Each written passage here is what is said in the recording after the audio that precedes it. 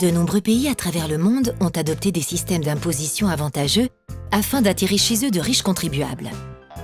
C'est le cas de la Grande-Bretagne, de l'Espagne, du Portugal, de la Chine, du Japon, du Canada, de la France, de l'Autriche, du Luxembourg, de l'Irlande, de l'Estonie, du Maroc, de la Thaïlande, de Dubaï, de Singapour, de Malte, de la Lituanie. C'est aussi le cas de la Suisse. Nos lois fédérales et cantonales permettent en effet d'imposer les résidents étrangers sans activité lucrative selon leur train de vie dans notre pays. C'est l'imposition d'après la dépense. Ce système permet d'attirer, depuis 150 ans, de grandes fortunes en Suisse, avec tous les effets bénéfiques qui en découlent.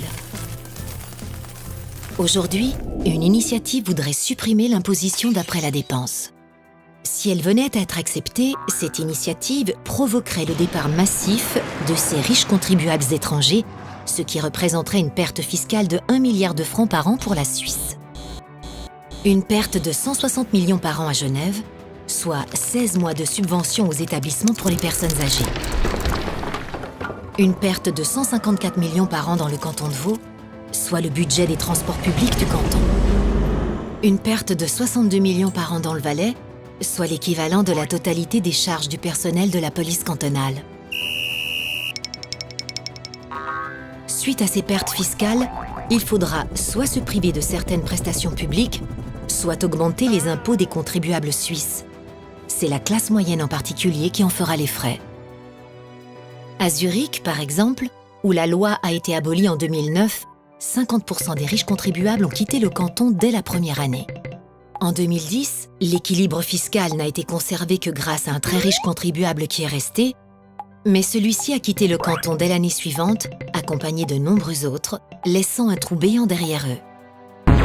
En plus de la perte fiscale, le départ de ces fortunes étrangères provoquera aussi une perte économique pour la Suisse. En effet, ces contribuables financent des fondations sportives, culturelles et sociales, ils créent de l'activité dans les métiers du bâtiment, ils font appel à des avocats, des assureurs, ils emploient du personnel de maison, ils vont au restaurant, au concert. Ils incitent également d'autres étrangers à venir séjourner dans des hôtels ou à s'installer en Suisse. Leur départ signerait la perte d'un grand nombre d'emplois. Architectes, charpentiers, maçons, électriciens, peintres, jardiniers, cuisiniers, employés de maison, mais aussi médecins, infirmières, secrétaires médicales, enseignants. Au total, ce sont 22 000 postes de travail liés à la présence de ces contribuables qui risquent d'être détruits. Votez non. Non aux pertes fiscales provoquées par le départ des grandes fortunes étrangères. Non aux pertes économiques que cela engendrerait pour la Suisse. Non à l'initiative qui veut supprimer l'imposition d'après la dépense.